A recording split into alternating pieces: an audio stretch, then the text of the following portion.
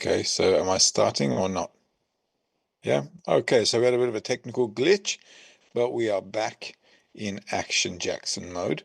So let's get started again. Let's see, you can welcome to our channel. If you're new to the channel, you can watch the 3 semesters as an introduction to the Wisdom of Kabbalah lessons archived here. And if you like the Wisdom of Kabbalah, you can always go to Kabbalah.info and join like-minded people at the KABU Academy and study with people from all around the world. In the interim, though, we are getting ready for a congress happening in February, so we're going to study from excerpts as per that congress. And those who are with us, if you have any queries, questions, feel free to drop them over and we'll try to find answers together from the texts. Okay, so let's get smashing. Lesson 1, responsible for one another on the road to Lishma.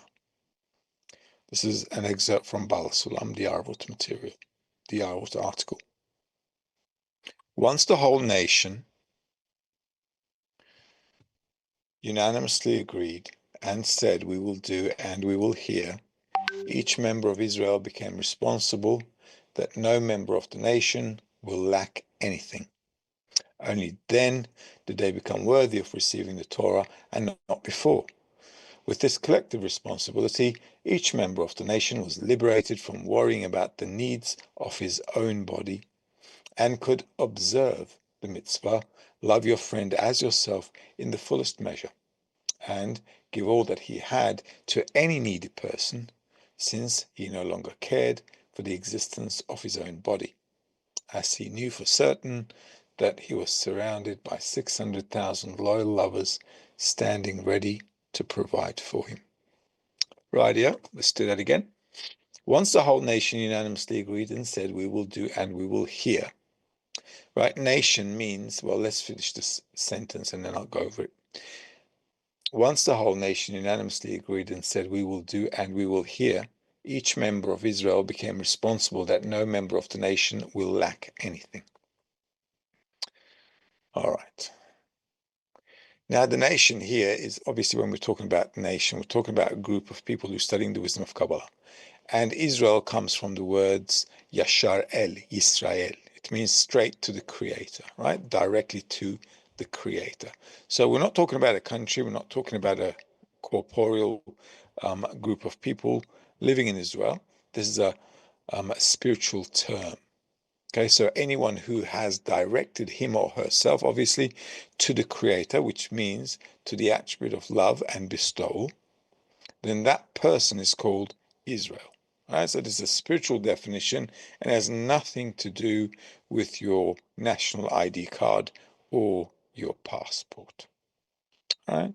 So that's how it is. And what does it mean? We will do and we will hear. First, we will all together do our very best to attain spirituality. Okay? And then we'll see the results. All right? Cause and consequence. All right? And this is how it is. So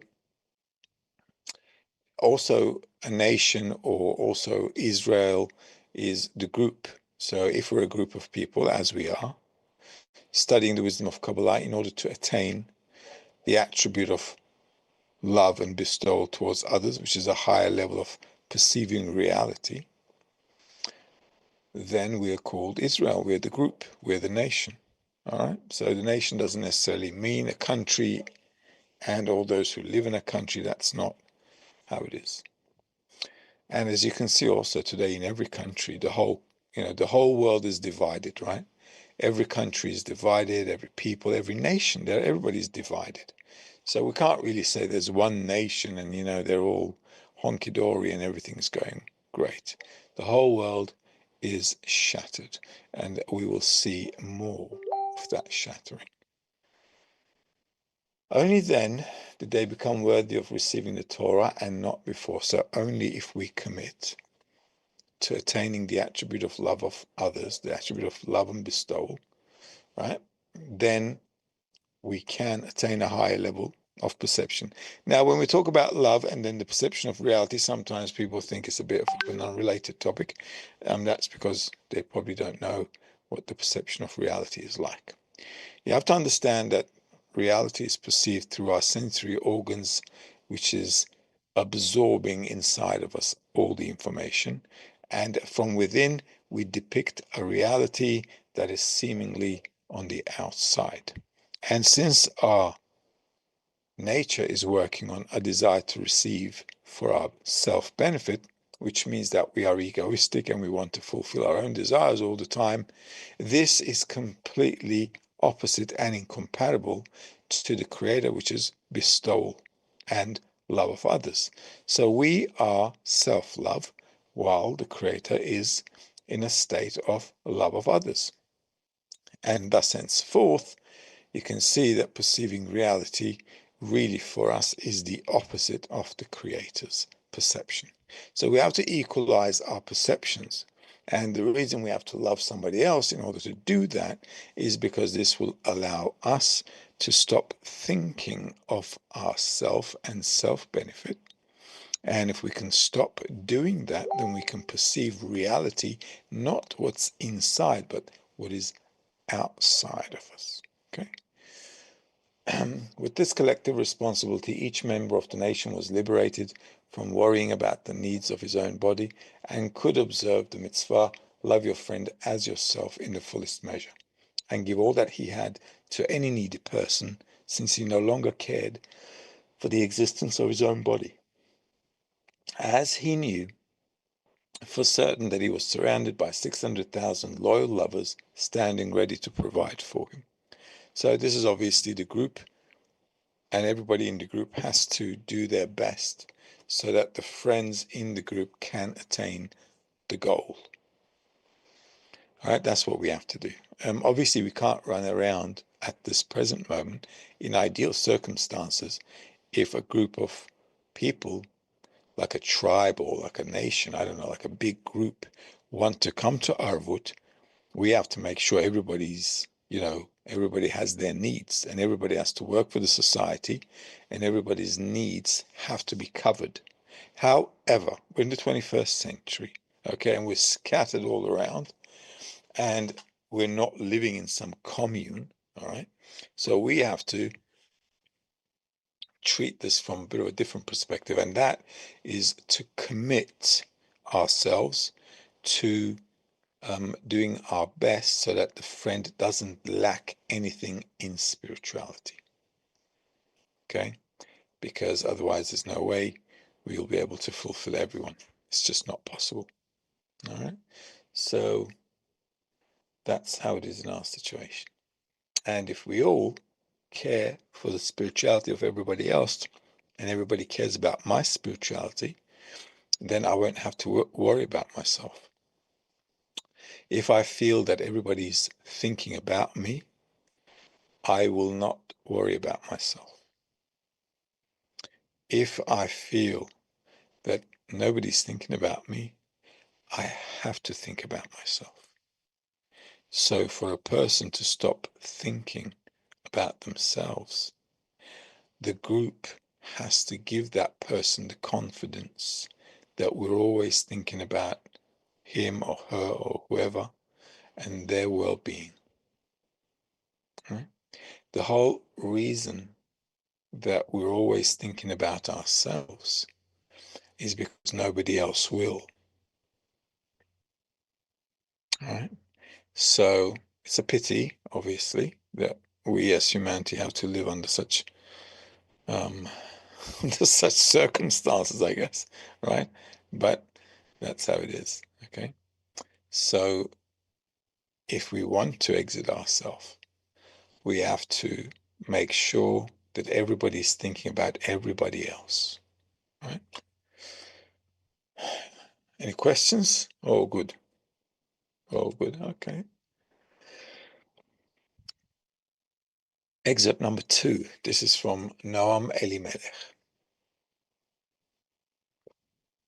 One must always pray for his friend, as one cannot do much for himself, for one does not deliver oneself from imprisonment.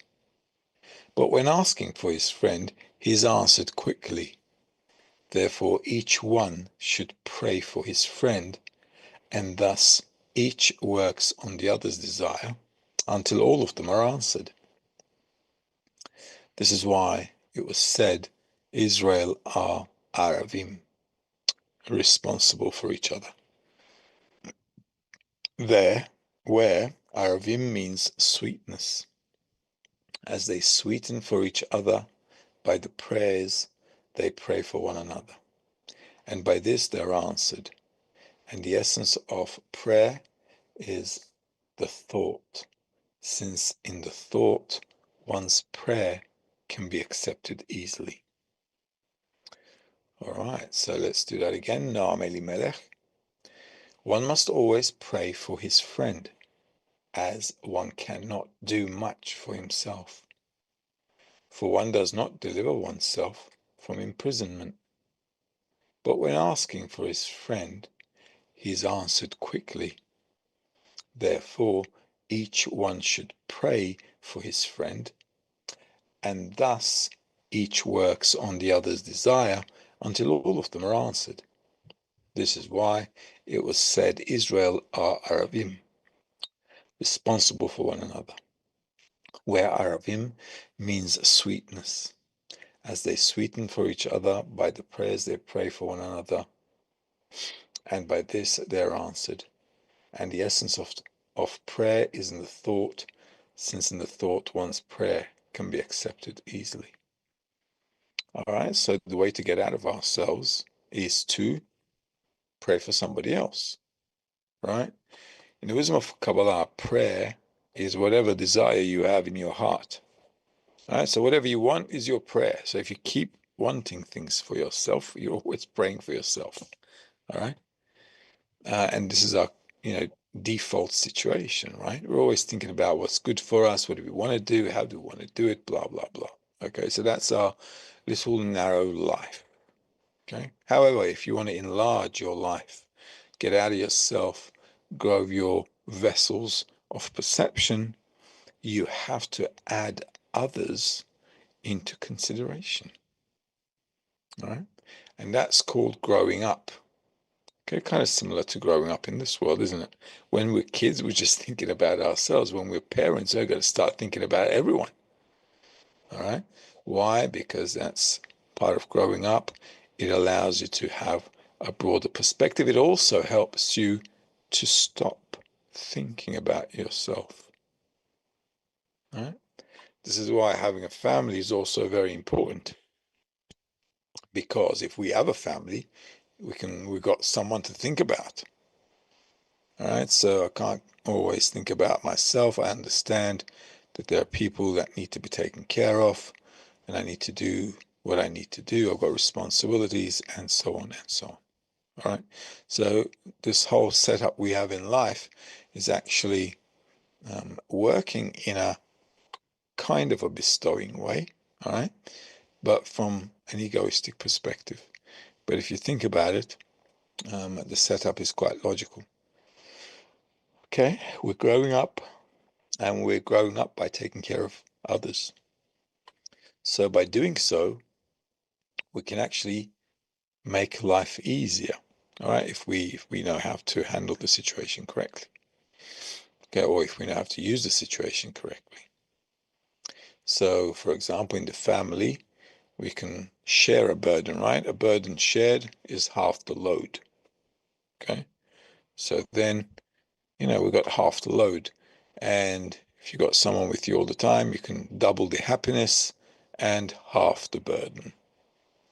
All right, so that kind of makes sense. And this is how we need to be in the group as well. So if the group consists of people who are always helping each other, supporting each other, then we've got multiplied happiness. And if anybody has a problem, we can think about them, pray for them, think about them, and actually ease and soothe the difficulties they're going through. Right? Because if our friend knows that we're all, I don't know, praying for him or her, thinking about him or her, and, are concerned about them, and we hope that, they'll be well and so on, that gives that person a lot of confidence, doesn't it? It gives them confidence. It makes them feel like, they can move forward. It feels like they've got a support mechanism and so on. So this is why the group is very important. And in fact, humanity, it's not a wonder there are billions of people. We have to come to a state where we need to understand, actually, we need to understand that we need each other. Okay, so humanity needs to go through this painful birthing process, I guess, to understand that we can't keep damaging each other. We have to stop behaving like mindless people and start acting like mature individuals where everybody has to, and we will sooner or later have to get along with each other. Okay. I mean, how many more thousands of years can we spend killing each other? No, it's just like doesn't make sense, does it? Okay. We've been already doing it for about 6,000 years. So, it's, come on, Let's read excerpt number 3. It's from Bala Sulam. This is also from the Arvut. Arvut means mutual guarantee, mutual responsibility, and this is what we need to have in the group. Okay. The impression that comes to a person when engaging in mitzvot, which are the commandments, between man and the Creator is completely the same as the impression he gets when engaging in mitzvot between man and man. Since one is obliged to perform all the mitzvot, Lishma, for her sake, without any hope for self-love, meaning that no light or hope returns to him, through this trouble in the form of reward or honor, etc., here at this exalted point, the love of the Creator and the love of his friend unite and actually become one. So let's read that again. The impression that comes to a person when engaging in the commandments between man and the Creator is completely the same as the impression he gets when engaging in the commandments between man and man. This is important to understand. Once again, we have to understand that when we're studying the wisdom of Kabbalah, we are endeavoring to change our nature. All right? So currently we're acting in an egoistic nature, right? I have a desire. I want to fulfill myself because I love me. All right? And this is how we perceive reality. However, Kabbalists are saying, listen, if you keep living like this, you're just shooting yourself in the foot every day. Not a smart idea. All right? So we have to think of living in a different kind of way where we can actually feel some exaltedness that we were actually created for. And that sensation of exaltedness is called equivalence of form with the Creator, meaning that a person can attain the attributes of the Creator and then via those attributes perceive reality and feel reality like the Creator himself. So that being a good idea, the Kabbalists are saying, well, if you change, then there won't be any difference between you treating a friend or the Creator, will it? Because you changed. All right? If you're an egoist right now, you're treating everybody egoistically. Whether you love them, hate them, it's all going to be egotistic, right? But if you've turned into another nature, which is altruistic, then you're going to treat everyone with the trait of altruism. Okay? Because you changed, there's no difference in your behavior. Does that make sense? It should make sense. Okay? Because the person is changing. And if the person has changed, now that person is going to behave according to that change they've taken upon themselves. So you can treat a donkey, a man, or a god the same with the same attitude. love and bestowal. It doesn't matter. However, though, in this world, because we're egoistic, we segregate people, don't we? We say, oh, I like him, or I like her. I don't know about her. She's a little dodgy. Okay? Why? Because we're thinking, well, because that's our desire to receive, okay? Differentiating people according to whether I like them or not, right? And that's obviously not the right way to treat people, is it? That's all self-centered, okay? Because all the measurement is according to how I like or dislike a person, right? And all of that is perceived through my inner traits as I filter reality with my traits and see a depiction of myself in the outer reality. So if I want to change this narrow view and feel a sensation that is completely detached from the limitations of our corporeal world, including death, then I have to kind of perceive reality in a different way with a different sensory organ. Yeah? And that sensory organ can only be from another personality, another attribute. That's why attaining the love of others from the outside seems like very childish. I go, what are we going to do now? Hold hands and love each other. Well, yes, but the objective of the exercise is not being coochie-moochie. It's more like getting out of our skin so we can perceive something outside of us rather than constantly trying to go for self-fulfillment. Right? Because if we constantly go for self-fulfillment, we'll never be fulfilled either, because the desire and the pleasure, as you know, cancel each other out. No matter what you want in life, when you get it, you're going to feel empty again. Basic laws of nature. Right? So, since one is obliged to perform all the mitzvot lishma, so we got to do everything for the sake of bestowal and not reception. That's what it means, for the sake of the Creator. Without any hope for self-love, nothing must come back to me.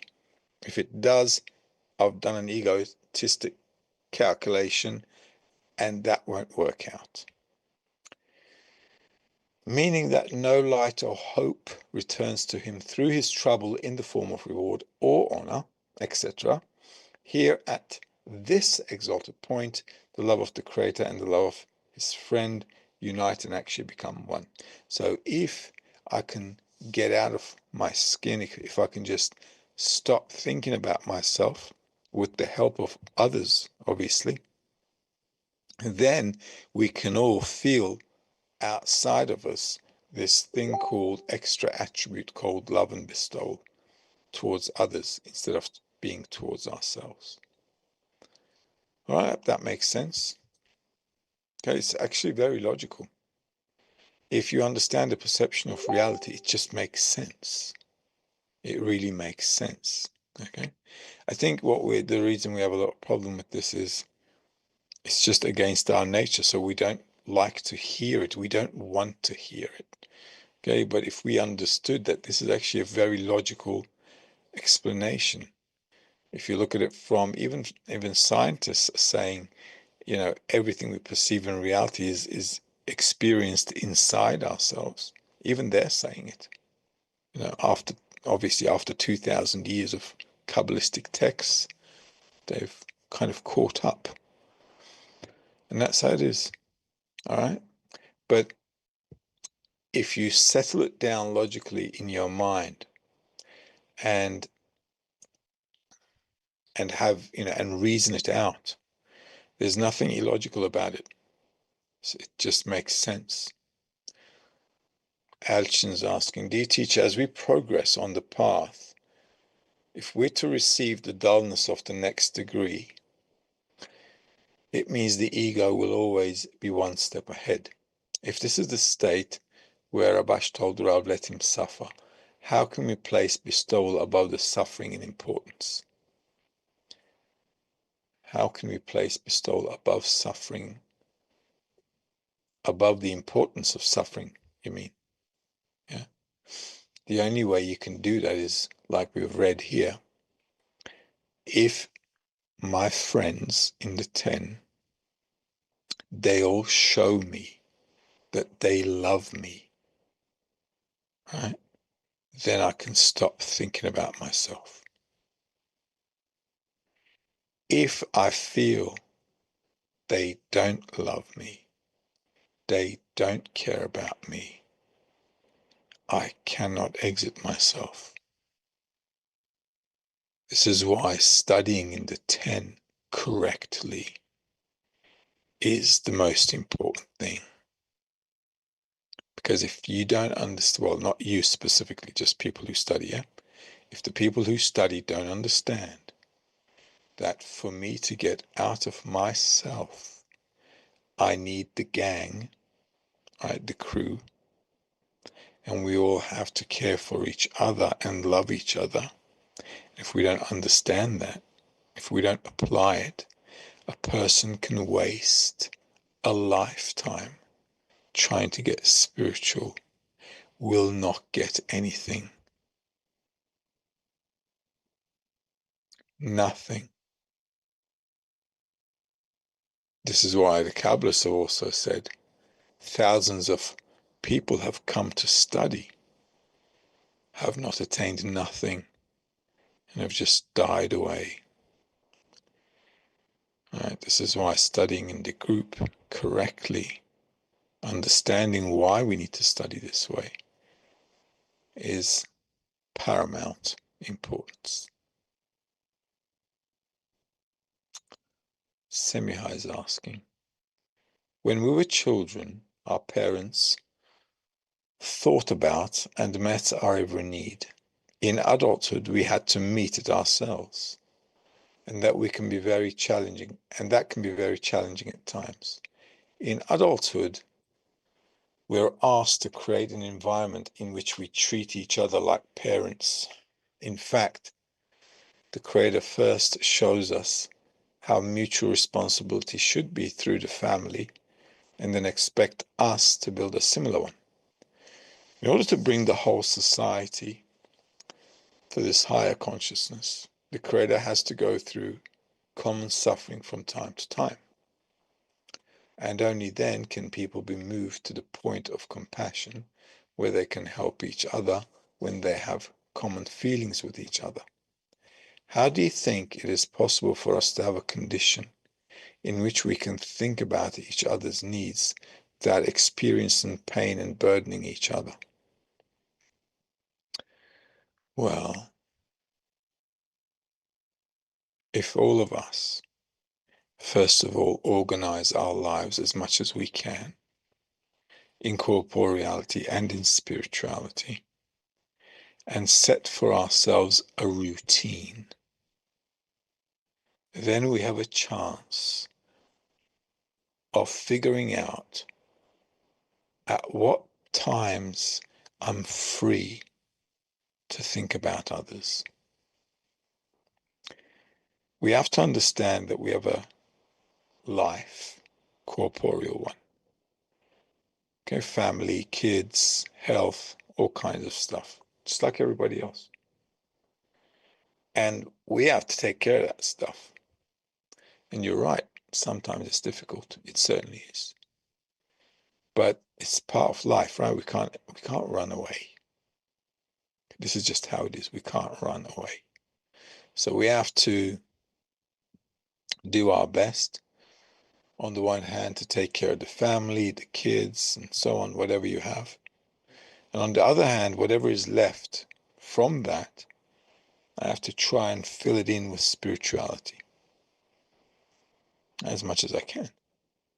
Okay. So on the one hand, we've got a corporeal life, which we need to have, we have to have. On the other hand, we've got spiritual life, which is the group. And we have to kind of walk a thin line or a thin bridge in between the two. And that's just how it is. So we have to arrange ourselves in such a way that the corporeal needs and the spiritual needs, we have to do both of them. We have to meet them to the best of our ability as much as we can. You can only do what you can do. All right? But you got to start somewhere. And the best approach, as we learn in the wisdom of Kabbalah, is to set yourself a framework. Let's start with a framework. So you understand you have to go to work, I don't know, 9 to 5 maybe, right? So you have a framework at work, don't you? You have a 9 to 5 job, okay? If you work from home, like me, it's a 24/7 thing, okay? Because you're working for yourself. You don't have a 9 to 5 if you start working 9 to 5 for yourself, okay? You just can't, okay? So I have to juggle things around, okay? So everybody has to figure out a way of juggling things around. But that's part of the effort. That's part of a person's growth process. And with the hardships and the dramas and the problems and all these kinds of stuff, which I understand, I really do. We just have to keep our things together and keep trotting along. Right? We just have to trot along. So I don't know much else, what else I can say.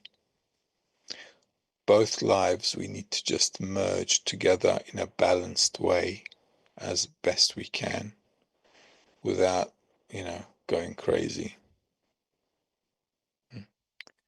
And there's no other way. So Isoke is asking, how do we inspire and motivate the friends to take the step as a 10 to treat one another better? Well, we have to sit down and read Rabash. Okay? We have to sit down maybe every year as well. On Tuesdays, we should maybe do the first 20 lessons of the year, Rabash articles, right, instead of excerpts. So we understand how to treat each other correctly, how to work in the group correctly, and so on. Because if we don't understand how this love of friends routine works amongst us, we're going to be gravely disappointed as we get older and older, studying the wisdom of Kabbalah, and getting nowhere. All right?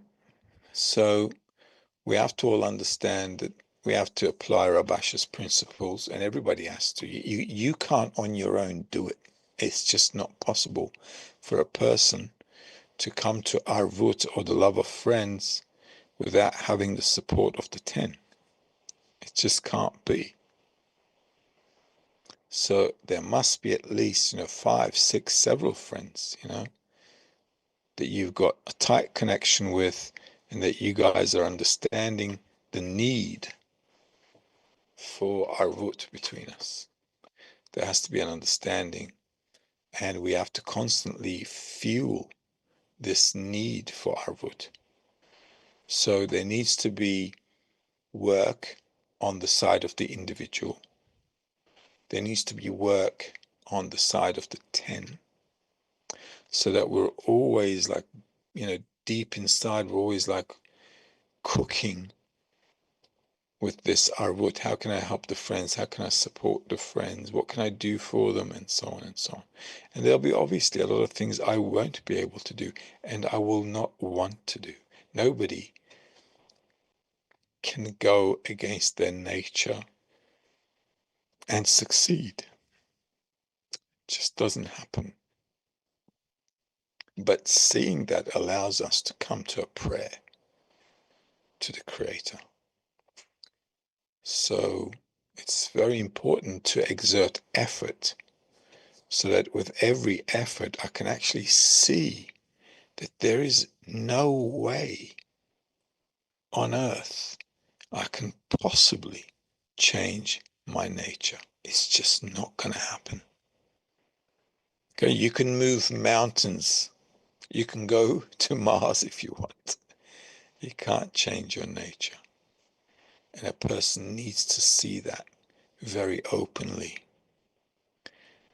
And this is why we need an environment to work in with the 10. So I can constantly see, I want to make an effort to love these people. I just, the heart doesn't go. My hands and legs go, but the heart does not go. Okay? You can do all kinds of things for the friends. Run around, I don't know, anything. Cook for them, do all kinds of dissemination work, run around, everything. The body will agree.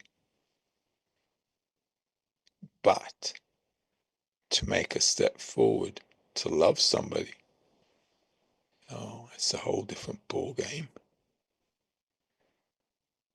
So this is why working on love of the friends is the only true way of self-discovery. Only true way of self-discovery of what we really are. Emras asking, is Lishma actually level of diagnosis of my disease and treatment process? No, Lishma is more like discovering your nature. Okay, I wouldn't, Lishma is a state where we're constantly discovering our new levels of aviyut, coarseness. And that's what we're always discovering. The sickness you discover anyway, initially. Okay, we understand, we discover we're egoists. We already understand we're sick. And then you discover more and more, and it just, you're no longer discovering your disease or anything. You're just discovering how badly sick you are.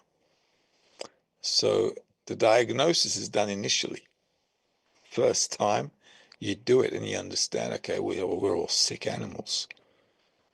And then as time goes on, we just like amazed at how sick we are.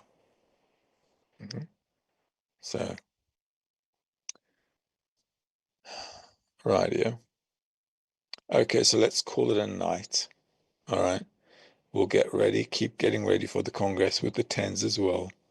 Do your best and forget the rest. Have a good night.